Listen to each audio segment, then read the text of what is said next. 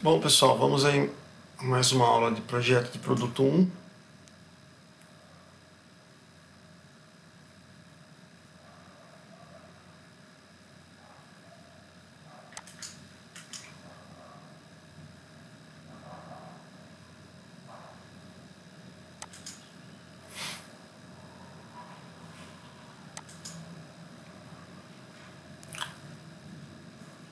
Hoje nós vamos falar sobre... vai ser a aula de número 2, tá? Nós vamos falar sobre desenvolvimento de produtos, modelos e metodologias. Bom, nós vamos começar falando que um método que é utilizado para seleção de ideias, tá? Que seria o funil de desenvolvimento.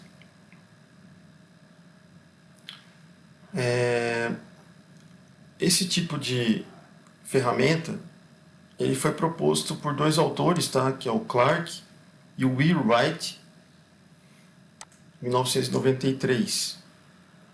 Do que é que trata esse tipo de ferramenta? Então, ele trata de atividades básicas para o desenvolvimento de produto. Qual outra finalidade? Tá? Ele permite gerar e também revisar alternativas. E, como a gente está vendo nessa figura, a gente observa sequências de decisões. Tá? Então, isso é uma outra característica dessa ferramenta. E uma terceira característica é a avaliação da natureza da tomada de decisão que é feita. Tá? Esse tipo de ferramenta, o desenvolvimento, ele é composto por 4 estágios. Tá? Então, nós temos aí o primeiro estágio, que é o estágio de conceito e desenvolvimento. Então, você vai criar o conceito do seu produto e pensar um pouco no seu desenvolvimento. A etapa 2, que é o planejamento do seu produto. O 3, que é a engenharia do processo. E o 4,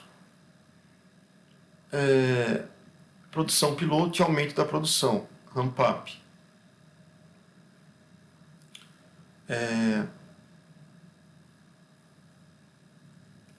Só verificar uma coisa aqui.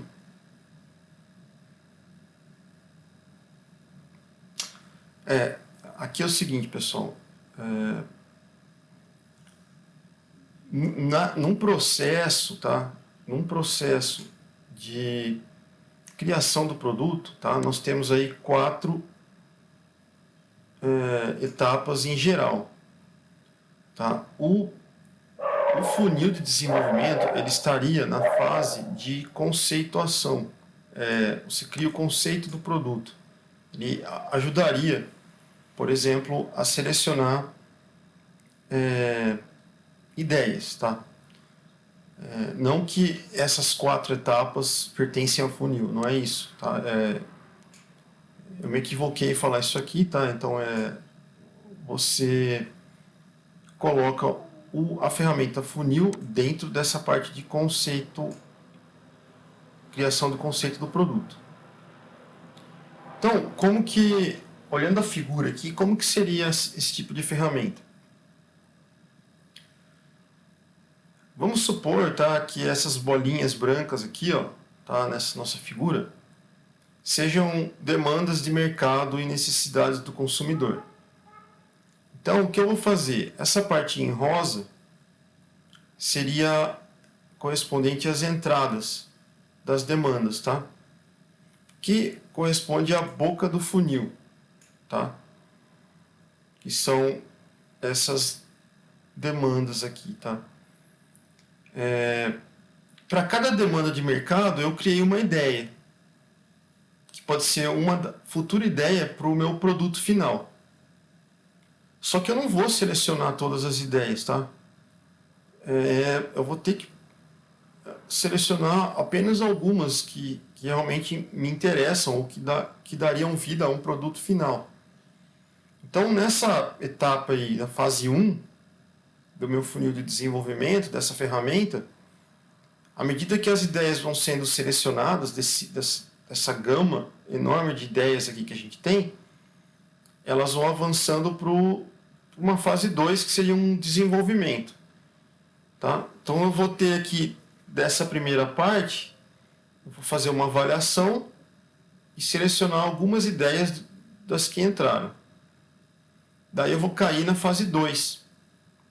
A fase 2 eu vou delimitar alguns projetos propostos e alguns requisitos eu vou obedecer nessa seleção. Beleza? Então, do que entrou aqui de 100 projetos, por exemplo, eu vou selecionar 20, por exemplo. Tá? Aí eu vou ficar na fase 2. Na fase 2, também vou fazer alguns estudos e verificar o que é viável e o que não é. Vou fazer uma avaliação e vou para a fase 3. Na fase 3, por exemplo, de 20 projetos que eu tinha na fase 2 aqui, na fase 3 eu vou ficar com 3 projetos só. Certo? Então, na fase 3 são projetos de desenvolvimento rápidos e focados de múltiplos usos. E por último, nós vamos ter a produção e lançamento do meu produto. Tá? Dos 3 que eu selecionei, um apenas ficou, né? Então, isso seria a ferramenta funil de desenvolvimento. Você vê que o processo de avaliação aqui, né, de uma fase para outra, são requisitos, né, que você determina que vão filtrar a quantidade de projetos que vão entrar aqui, que estão em cada fase, né? Fase 1, fase 2, fase 3. Ok, pessoal? Quais empresas que implementaram o funil de desenvolvimento? Existe uma empresa, tá, que é chamada Sandvik. Ela é uma companhia sueca, tá, que foi fundada em 1862, bem antiga. O fundador é o Goransson. Essa empresa é um grupo baseado em engenharia de alta tecnologia, tá? E é líder mundial em ferramentas e tecnologia de materiais, mineração. Aqui está o site deles, ó. Então você vai ver as ferramentas que eles usam, então ferramentas para torneamento, né? Fresamento, furação, etc. Então essa é uma empresa que implantou esse tipo de ferramenta. Ok? A Natura é outra empresa que implantou também o funil de desenvolvimento. Ela atua no setor de produtos de cosméticos, tá? Foi fundada em 1969 pelo fundador Seabra. Hoje ela está presente em vários países aí, ó, entre eles Estados Unidos e França. Aqui é o site da Natura, para quem quiser acessar. Outra forma de utilizar, depende do autor, você pode ter um outro nome. Ao invés de usar funil de desenvolvimento, você pode usar funil de decisões. Tá? Ele é também uma forma de visualizar variações de risco, né? No nosso exemplo aqui, a gente tinha vários projetos que eram arriscado você investir, porque você não teria um retorno lá no final, né? Então, esse funil de decisões ou de desenvolvimento, ele ajuda na visualização de risco e incerteza quando você está pensando em desenvolver um projeto, né? Esse processo de tomada de decisões, a gente pode ver, por exemplo, numa figura como essa aqui, tá? A gente pode simplificar e representar numa figura como essa. A gente vê, por exemplo, que as formas vazadas, né? Então, essas que estão em claro aqui, tá vendo? Representam as decisões, tá? Então, e as alternativas também estão aqui, ó. Então vamos supor que nós vamos desenvolver um funil de decisões como esse. Então, nós vamos começar aqui, ó. A parte que está em cinza escuro representa, por exemplo, risco, né? Então, alto risco aqui, grande incerteza. Lá embaixo, baixo risco, baixa incerteza. Então, no funil, você sai de alguma coisa de alto risco e vai para uma coisa de baixo risco. Beleza? Grande incerteza, mínima incerteza. Bom, e aí o que você começa a fazer? Você faz algumas perguntas. Nós vamos inovar no nosso produto? Sim ou não? Tá? Se nós formos inovar, vamos inovar onde? Tá? Estratégia de negócios, por exemplo. Outra pergunta: todas as oportunidades de inovação são possíveis? Todos os produtos são possíveis? Todos os conceitos possíveis? Todas as configurações possíveis? Todos os detalhes e o novo produto? Entre essas perguntas, né, a gente vai inserindo esses termos, tipo estratégia de negócios, melhor oportunidade de produto, melhor conceito, melhor configuração e o protótipo. Então, o funil de decisões nada mais é do que uma forma de visualizar as variações de risco e incerteza, né, ao longo de todo o processo de desenvolvimento do produto. E ele é, em essência, um processo de tomada de decisões, ok? Que vão selecionar as melhores alternativas aí no desenvolvimento do seu produto. Como que eu posso aplicar esse funil de decisões, né? Então, por exemplo, eu tenho uma oportunidade de negócio.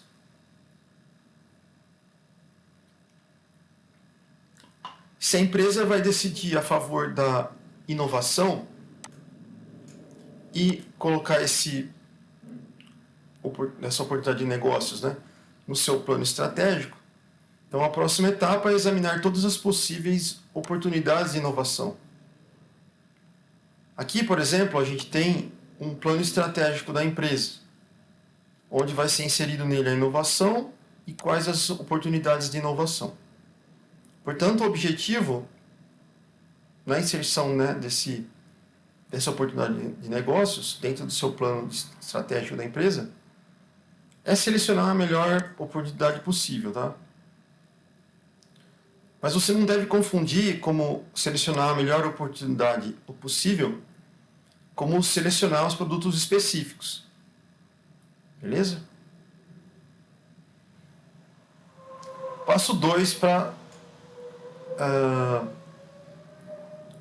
aplicar o funil de decisões, tá? Então você vai estabelecer uma política de inovação para a empresa. Que tipo de inovação é mais adequada para a empresa? Então, a política de inovação da empresa, por exemplo, pode conter introduzir produtos econômicos, simplificando e cortando os custos da produção. Ou, número 2, a política de inovação da empresa vai se deslocar para um mercado mais sofisticado, mudando seu estilo de produtos e com o uso de materiais mais nobres. Ou terceiro, ela vai redesenhar a linha de produtos existente no sentido de prolongar a vida dos mesmos e diluir os custos fixos. Ok? Então isso aqui seria a política de inovação da empresa. O passo número 3 do funil de decisões está relacionado ao projeto e desenvolvimento de produtos, né? Então, as etapas de desenvolvimento de um novo produto temos aqui nesse documento, né? Então, as decisões envolvem menores riscos e incertezas em relação às etapas anteriores. Os riscos e incertezas vão caindo conforme a decisão vai evoluindo, tá? Ok. Aqui a gente vai ter, por exemplo, ó, aplicação do funil de decisões, tá? Para tomada de decisões em uma pequena empresa de eletrônica. Então, como que você pode fazer esse funil de decisões? Você pode fazer um documento como esse aqui, ó. Tá? Qual decisão e ação você vai tomar? Se coloca essa numa coluna. Qual o risco você vai... Por qual risco você vai passar? Você pode pôr nessa coluna aqui. E o risco gerencial nessa última coluna. Vamos ver um exemplo, então. A decisão e a ação, né? Sim, a empresa pretende desenvolver novos produtos. Então, essa é a decisão da empresa. Mas, tudo bem, qual que é o risco de inovar ou não? Bom, a estratégia está errada, a empresa não está preparada, técnica, comercial, gerencialmente, para desenvolver novos produtos. Então, isso que seria um possível risco, né? E o gerencial? O risco gerencial está relacionado à análise das forças e fraquezas da empresa, tá? Se eu pegar, por exemplo, agora, ó, no nível aqui de possíveis produtos, tá? Então, um novo tipo de controle remoto para uso em TV interativa é a decisão que eu tomei, que eu quero criar um tipo de produto como esse, tá? Aí, dentro dos possíveis produtos, qual é o risco que eu tenho? Esse produto é errado? Depende do sucesso da TV interativa? E o risco gerencial? Eu preciso estabelecer uma aliança com o detentor da tecnologia-chave. Certo? Então, eu posso depois passar para possíveis conceitos, possíveis configurações, possíveis detalhes. E vou detalhando todas as partes aqui das minhas colunas. Tá? Então, esse é um documento de exemplo de funil de decisões. A primeira parte a gente já falou, né? Se eu pegar, por exemplo, então, possíveis oportunidades de inovação, né? Então, a empresa vai desenvolver um produto inédito baseado no estado da arte e tecnologia. Quais os riscos, né? A oportunidade está errada? O retorno do investimento será muito demorado para uma empresa pequena, né? E a análise do mercado e a linha atual de produtos da empresa nesse mercado é o risco gerencial. Aí temos os possíveis conceitos, né? As possíveis configurações e os possíveis detalhes. Beleza? Então, esse aqui seria um exemplo de documentação para que você aplique o funil de decisões. Tá? Basicamente, você parte do geral para o particular, passando pelas etapas de decisão, análise de risco superficial, né, e um risco gerencial. Bom, o risco do funil de decisões, tá? Então, quando você aplica o funil de decisões, os riscos de fracasso são o quê? Reduzidos, tá? Você faz um plano, né? Então o risco de fracasso vai reduzir. Isso vai se estender desde a identificação da necessidade da inovação até o lançamento comercial do produto. Então, o tempo é bem grande aí, né? Tá? O compromisso em relação à parte financeira, né, tende a crescer substancialmente quando o processo de desenvolvimento do produto avança. Então, se eu estou aqui no começo do funil, né, então conforme eu vou evoluindo no meu projeto, tá? Então, ó, aqui era a avaliação inicial do produto. O custo dele era pequeno, né? Quando eu já estou na produção plena do produto, olha a quantidade de investimento que eu já coloquei, o risco, tá, do compromisso financeiro é muito grande, né, já nas etapas posteriores. Tá? Então, o funil de decisões, ele vai representar uma tomada de decisão que é sequencial, tem uma lógica. Isso em que período, né? Então, durante o desenvolvimento de todo o novo produto. Então, o funil de decisões vai mostrar a alternativa disponível, vai mostrar a decisão disponível tomada, né, ao longo de todo o processo. E ele é útil porque ele vai reduzindo o risco ao longo do processo. Então, aqui no final, ó, do funil, o risco é muito baixo. Aqui em cima, o risco é muito alto. Tá?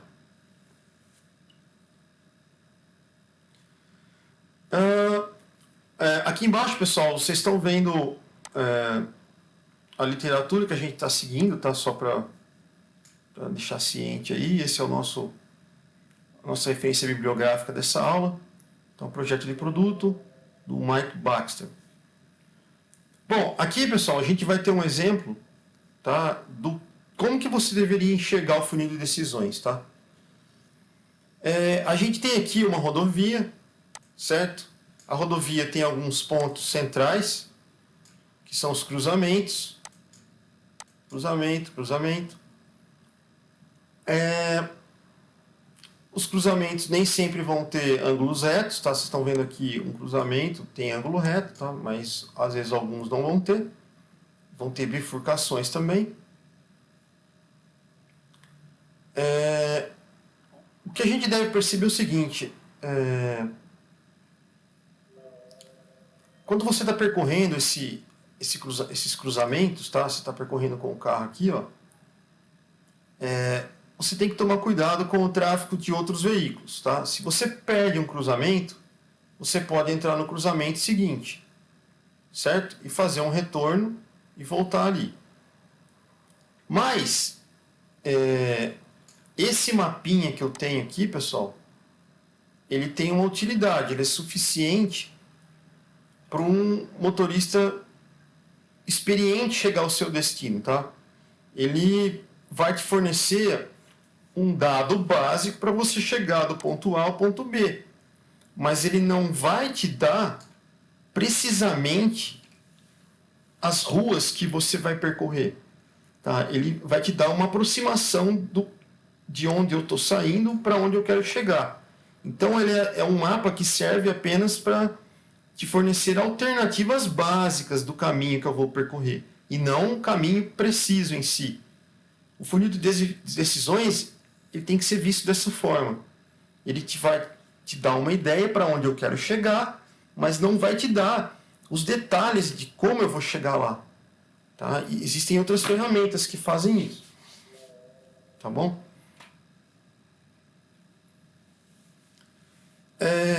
Beleza, agora a gente vai entrar num outro tipo de processo, uma outra ferramenta, tá? Dentro aí das ferramentas de projeto de produto.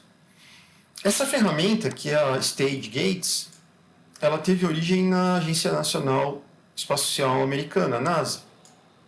Tá? E depois de um certo tempo, esse autor aqui, ó, tá? Ele relatou que ele popularizou esse processo desse Stage Gates. Tá? O que é esse processo? Tá? O que é o processo Stage Gates?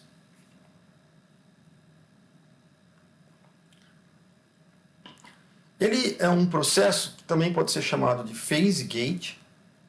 Tá? Então, temos aqui o Phase Gate. E ele é uma ferramenta, uma metodologia. Essa metodologia, ela possui etapas ou estágios. Então, ela é dividida. Certo? Essas etapas, os estágios, elas são realizadas aí, tá? Por equipes. Essas equipes são equipes de desenvolvimento de produtos, tá? E elas são seguidas pelos chamados gates, tá? Que vão ser entendidos pela gente aqui como filtros. Ou seja, esses filtros podem matar ou deixar um projeto passar à frente.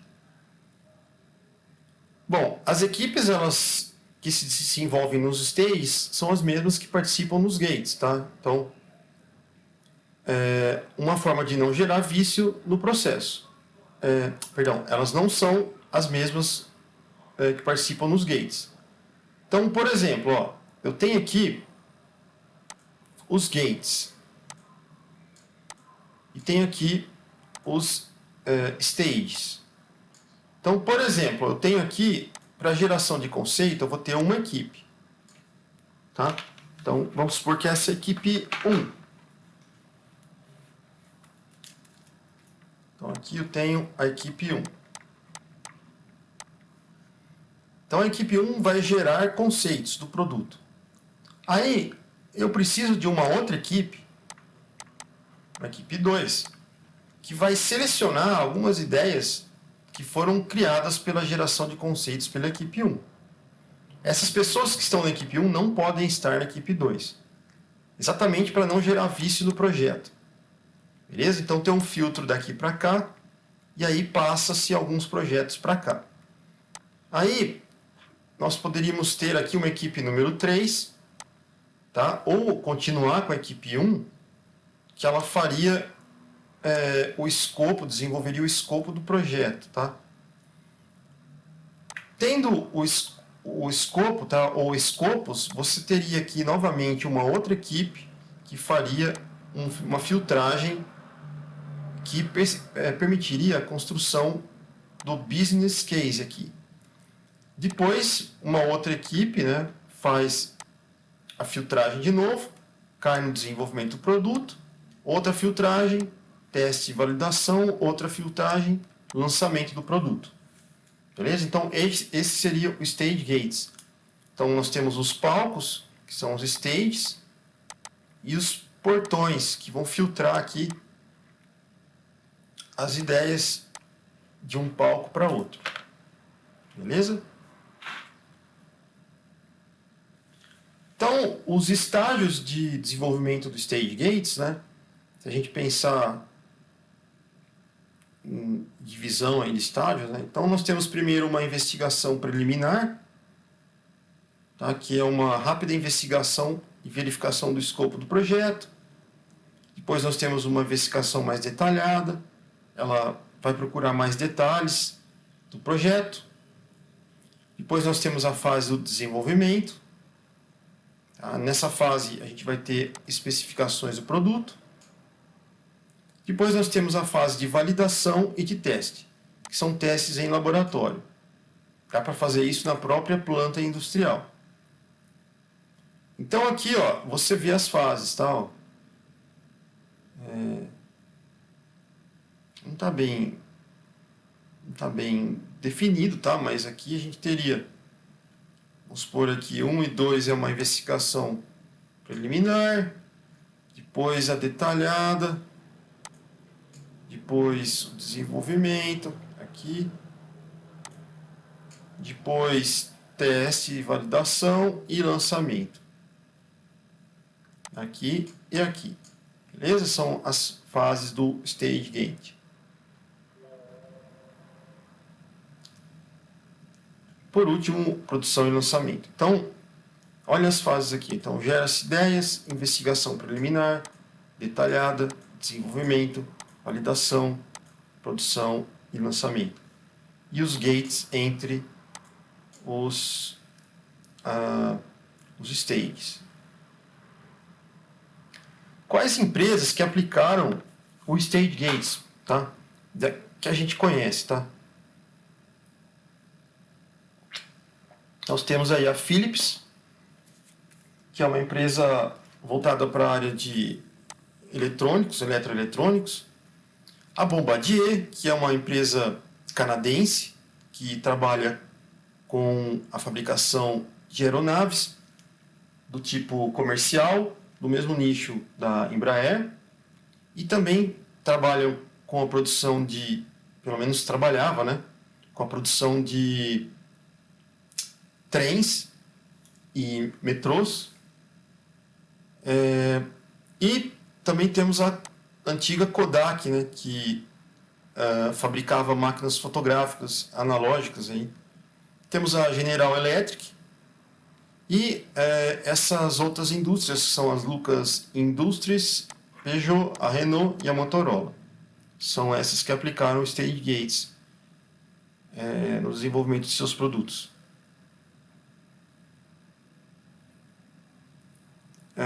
Aqui, pessoal, fica uma ideia aí para vocês, quem quiser fazer esse exercício alguma hora, né? Você vai pegar essa ideia aqui do funil de decisões, esse tipo de funil que a gente usou, esse documento para produto eletrônico, e tentar fazer isso, preencher todo esse diagrama, tá? Para uma fábrica que produz um brinquedo infantil. Como que ficaria o funil o stage gate, ou nesse caso aqui o funil de decisões, né? Para uma fábrica de brinquedo infantil. Beleza, agora a gente vai classificar os produtos. Tá? Existem dois tipos de classificação de produtos. Tá? Depende dos autores, então esse autor aqui classifica de um jeito, tá? E o outro autor de outro. Então, a classificação de produtos. Nós podemos ter, só para referenciar, nós estamos usando agora essa referência aqui, ó, Introdução ao Projeto de Produtos do IDOMAR. Tá? Então, de acordo com esse livro aqui, nós vamos ter essa classificação de produtos. Então, se o produto é tangível, a classificação do produto pode ser tangível, genérico, esperado e ampliado. O produto que é classificado como tangível é o produto em si, tá? É o material físico oferecido ao comprador. O produto genérico é o benefício essencial que o comprador espera obter do produto, ou a solução do problema. E o esperado é o produto com todo o conjunto de serviços que o acompanha, ou seja, é tudo que está contido no produto genérico, tá? E o produto ampliado é quando o produto oferece mais do que o cliente espera, ok?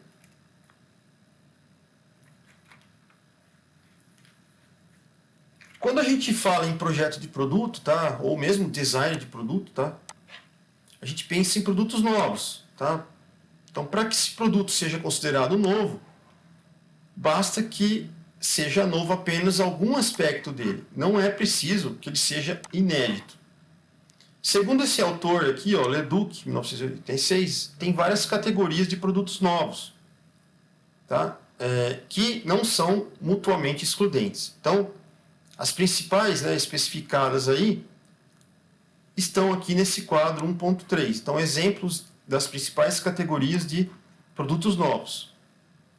Então, se nós temos produtos que criam necessidades ainda inexistentes, por exemplo, a gente tem aí a televisão, né, que criou uma necessidade, uma nova necessidade de consumidores quando ela foi criada, né? Ou temos produtos criados para necessidades que já existem. Então, por exemplo, o café solúvel, o sabão em pó, tá? Ou produtos que aperfeiçoam o produto que já é existente. Então, um eletrodoméstico em geral, certo? Ou um produto que oferece uma nova variedade de um produto já existente. Então, por exemplo, sopas prontas, shampoos, que são lançados a cada ano. Ou nós temos também produtos a partir da modificação do modo de utilização de um produto antigo. Então, os refrigerantes à base de cola estão sempre sendo renovados, tá? Então, ele pega uma modificação antiga, pega um produto antigo e modifica para vender no hoje. Temos os produtos obtidos por meio de uma melhor utilização de um produto antigo. Então, por exemplo, são produtos em conserva ou produtos em pó. Beleza, então até aqui a gente viu a classificação de produtos, né? Vimos aí dois tipos de ferramentas que dá para usar para desenvolver produtos. E agora a gente vai entrar no que a gente chama de projeto informacional. Projeto informacional. O que seria o projeto informacional? O projeto informacional, a gente pode pensar nele nas etapas da fase dos projetos, né? Então, por exemplo, na primeira fase do desenvolvimento de um produto, ocorre o projeto informacional, que também é chamado de definição da tarefa ou planejamento do produto. Então, para realizar essa etapa do projeto informacional, a gente tem que identificar, analisar as necessidades do consumidor. Certo? A partir disso, a gente descreve a ideia do produto e determina os requisitos e especificações do projeto. Beleza? Então, as necessidades do consumidor estão intimamente relacionadas com o projeto informacional. E elas que vão gerar requisitos e especificações do produto. Então, por exemplo, aqui, dentro da percepção e análise das necessidades do consumidor. Então, a gente tem, por exemplo, mudanças internas com o indivíduo. O consumidor tem desejos, né, necessidades, e com ele acontecem várias mudanças, certo? Internas, que somente ele vai saber que tipo de mudança que ele está passando, né? E você também tem as mudanças que ocorrem no ambiente. Então, aqui são mudanças internas, aqui são mudanças externas. Essas duas mudanças influenciam as necessidades humanas, certo? As necessidades humanas precisam de necessidades de adaptação, pois, como a gente falou aqui, o ambiente interno e externo está sempre mudando, tá? E essas mudanças do indivíduo, tanto externa e a externa, elas vão alterar o comportamento do indivíduo sempre, tá?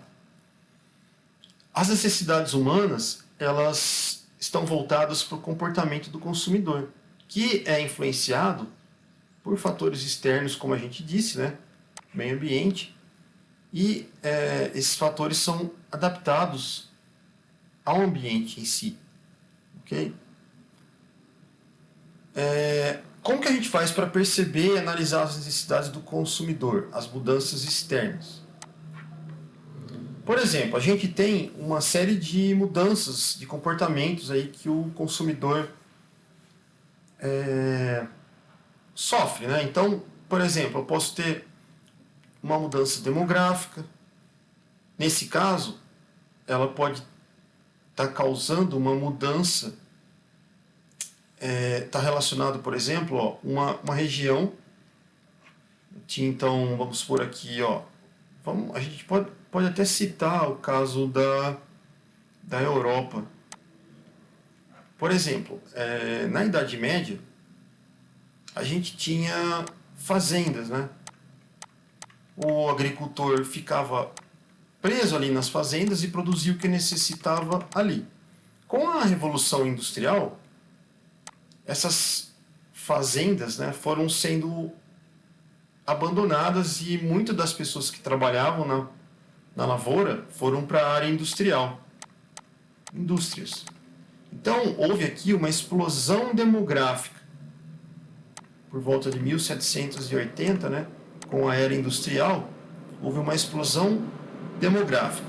Houve migrações de população, houve êxodo rural e, de certa forma, até houve uma redução de nascimento, né, porque a população acabou ficando um pouco mais... vamos dizer assim, a palavra é estudada, né? Ela ficou mais... a cultura, né, aumentou com a Revolução Industrial, né? Só que ainda você não tinha controle de natalidade, tá? Mas a gente não vai entrar nesse quesito aqui.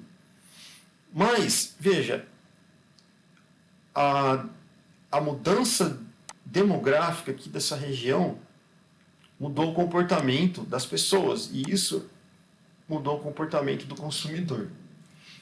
Beleza? Então, isso aí mudou, é uma mudança externa, né, que mudou o comportamento do consumidor. E provavelmente isso vai criar requisitos de produtos novos, né, que vão influenciar a forma que o produto vai ser desenvolvido. Mas eu também posso ter movimentos sociais externos, tá? Por exemplo, guerras, tradições, crenças que vão influenciar a inserção de requisitos novos, né, para a criação de novos produtos. Mudanças geográficas, então, por exemplo, tem uma enchente ali, tem um terremoto aqui, tem uma erupção ali, alteração climática ali. Então, isso vai alterar a forma de requisito de produto também. Ou mudanças biológicas, tá? Então, epidemias, veja a pandemia nossa aqui, de Covid, né? Ela injetou na sociedade as máscaras. Isso aqui, pessoal, é um exemplo mais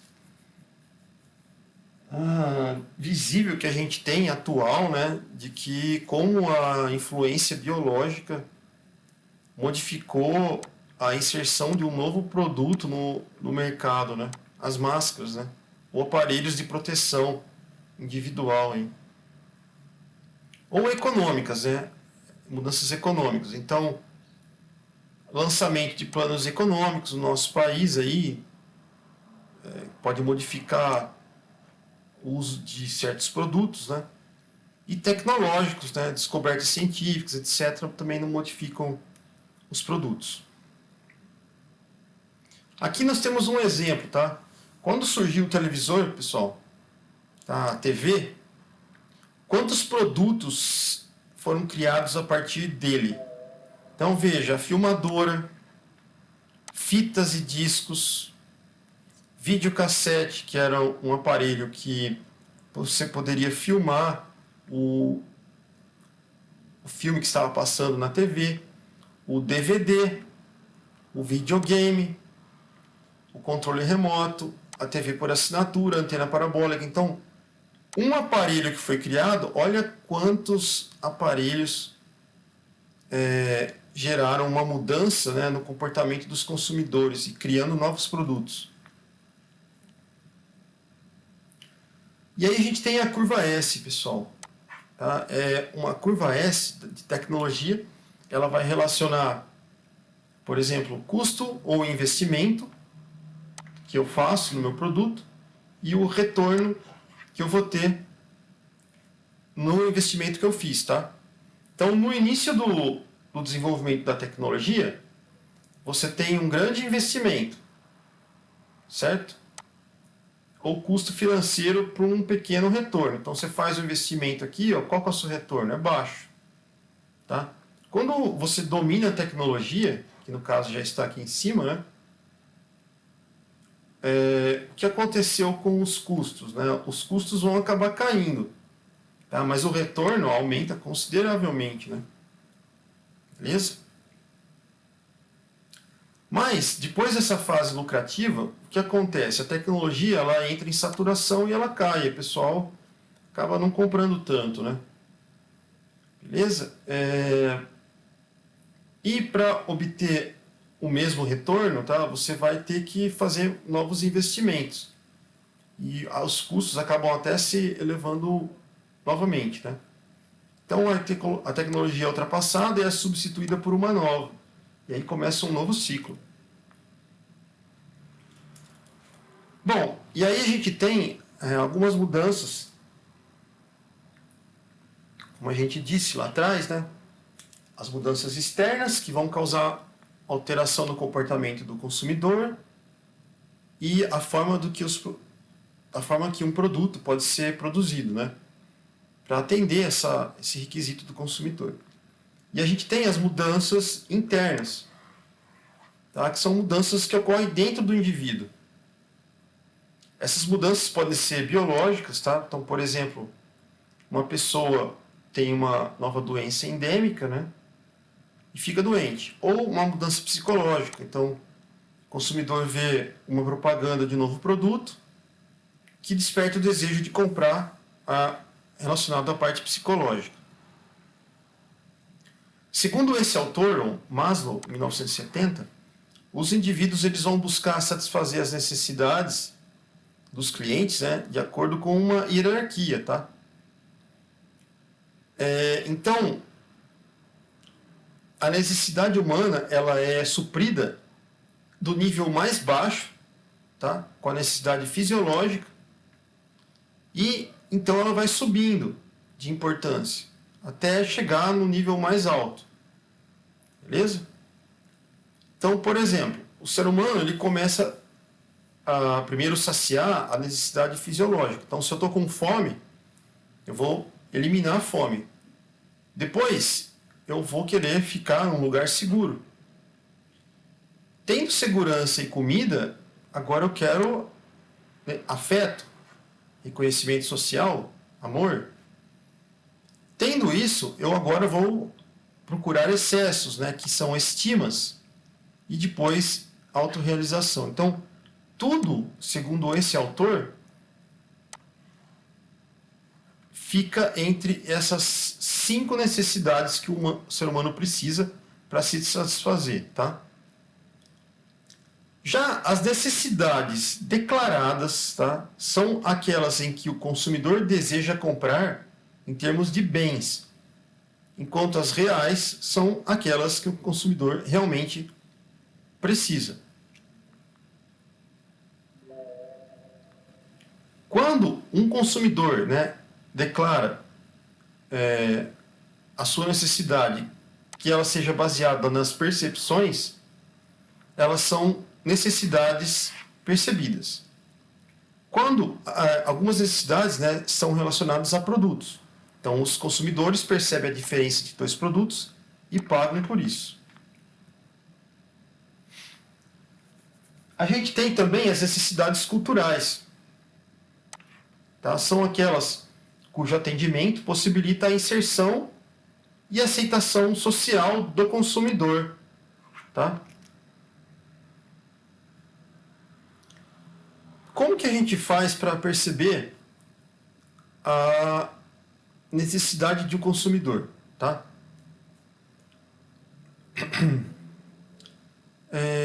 Existe alguns métodos, tá, de percepção de necessidades dos consumidores. Um deles é esse método criado por Karpis Jr., 95. E esse método tem 8 etapas. Como que você faz? Você vai primeiro definir o caso que vai ser estudado. Depois você vai definir o mercado de atuação da sua empresa. Depois você vai definir os seus clientes, as informações, a pesquisa e avaliação das mudanças ocorridas, pesquisa e avaliação das alterações percebidas, concepção e avaliação das formas de adaptação e avaliação das ideias e produtos. Então, isso aqui são 8 itens que devem ser respondidos para você utilizar esse método para percepção de necessidades do consumidor.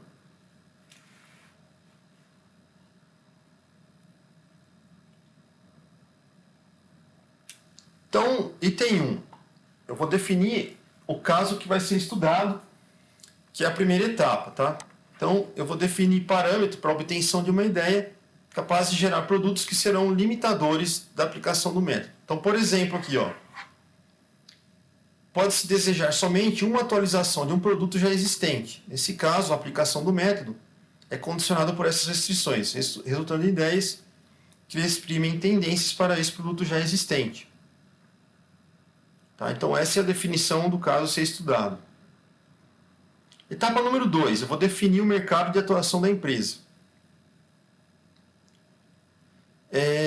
Eu preciso saber onde eu estou pisando, onde a minha empresa vai entrar.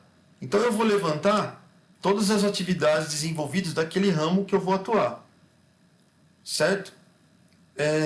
Eu preciso sempre estar acompanhando se tem novas tecnologias da minha área, se tem concorrentes, as alterações, tá? Oportunidades, etc. Para definir o cliente, por exemplo, a gente pode pensar em produtos que satisfaçam um grupo de indivíduos, tá? Ou um único indivíduo. Mas seria melhor um grupo de indivíduos, né? Para produzir um produto que satisfaça isso, a gente pode fazer um brainstorming, que é uma ferramenta que permite que você gere ideias, né, para desenvolvimento de um produto, por exemplo. Então, esse seria um tipo de ferramenta. A quarta etapa, né, são coletadas essas informações sobre as mudanças ocorridas no consumidor e você gera aquela famosinha base de dados. Essa base de dados vai incluir tendências, né, perspectivas de futuros, etc., sobre o seu produto e relacionado ao consumidor que você está trabalhando. Como que essa coleta de dados pode ser feita? Pessoal, hoje você pode fazer de diversas formas, né? Revistas da internet, pesquisa na internet, qualquer local aí que tenha forma de você pesquisar. A quinta etapa, né, desse método é a pesquisa e avaliação das mudanças ocorridas. Então, as mudanças elas vão ser registradas, você vai fazer essa mudança, registrar. Só que isso ocorre diariamente, então você sempre tem que ter uma base de dados aí que sempre seja atualizada, né? Beleza? Então eu fiz a pesquisa e avalio se a mudança que eu realizei ela precisa ser reanalisada, né? Reavaliada.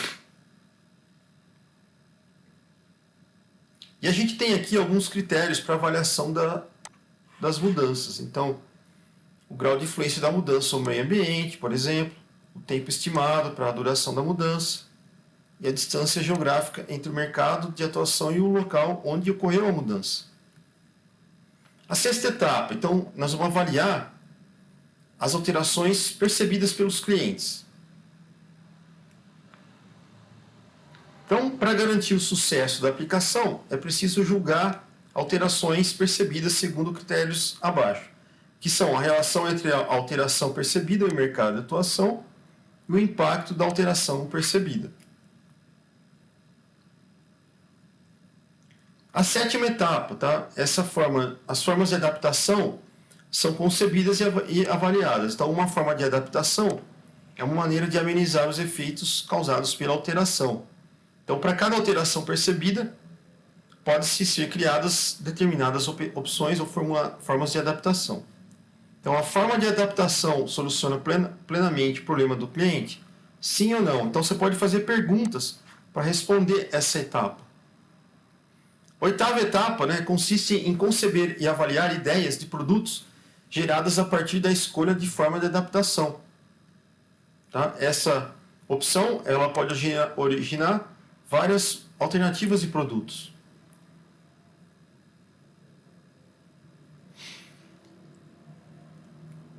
Bom, em relação à chance de sucesso de um produto, o autor Wilke afirma que um produto pode ter sucesso e se difundir rapidamente, né? E para isso ele precisa atender a 6 dimensões, né, associadas que ele preponderou. Então são quais, né? Então a vantagem relativa, a complexidade, a comunicabilidade, compatibilidade, divisibilidade e risco percebido.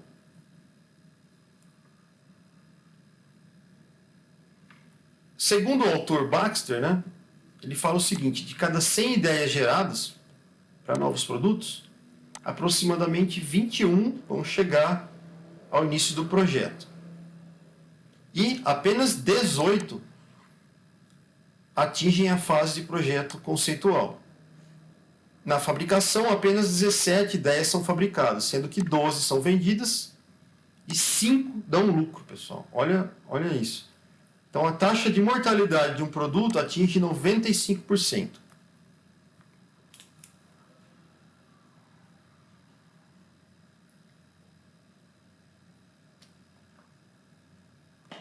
Bom, agora aqui, nós vamos tentar aplicar, vamos ver como que é a aplicação do método para percepção de necessidades do consumidor de forma simples. Então, caso a oferta de um aplicativo para smartphones visando, aqui nós temos um caso, né, que é a oferta de um aplicativo para smartphones visando a ampliação da utilização da telefonia móvel. Tá? Então, isso aqui é um caso que vai ser estudado. Então, o mercado de atuação para esse caso aqui, telefonia móvel. Quais são os clientes potenciais de um novo aplicativo? Consumidores de idade avançada. Para a gente coletar informações sobre esse assunto, tá? O que foi constatado? Que os clientes de telefonia móvel eles estão gastando cada vez mais recursos com prevenção de problemas cardíacos, tá? Decorrente do envelhecimento da população. Além disso, observou-se que os novos telefones celulares têm capacidade de acesso constante à internet, tá? Tendo mais aplicativos e recursos. Então, com essa percepção e pesquisa que foi feita, verificou-se que houve diminuição do contato da família, gerando preocupação para os filhos, visto que muitos idosos moram sozinhos. Nesse caso, os filhos têm dificuldade de supervisionar os pais idosos e tem-se os novos aplicativos para telefones, a chance de reduzir o impacto dessas alterações percebidas. Então, como forma de adaptação para alterações percebidas, visando reduzir os problemas, é possível utilizar o aparelho celular para maior supervisão dos pais já idosos. Então, desse caso que a gente falou, quais as ideias e produtos novos que podem surgir, né? Então, a gente vai ter um aplicativo para telefones móveis que informa a outro telefone móvel, a localização do idoso, baseado no sistema de posicionamento GPS. Então, você vê aqui, o que a gente fez foi analisar a situação, analisar o problema existente, para tentar ver se havia um nicho de mercado para gerar um novo produto. Nesse caso, a gente conseguiu aplicativo para telefone móvel, né? Um outro produto que surgiu.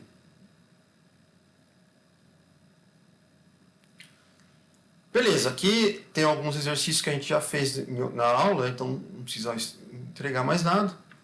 E a gente finaliza a aula de número 2, tá? Então, tá gravada aí a aula de número 2. Vou parar de gravar aqui.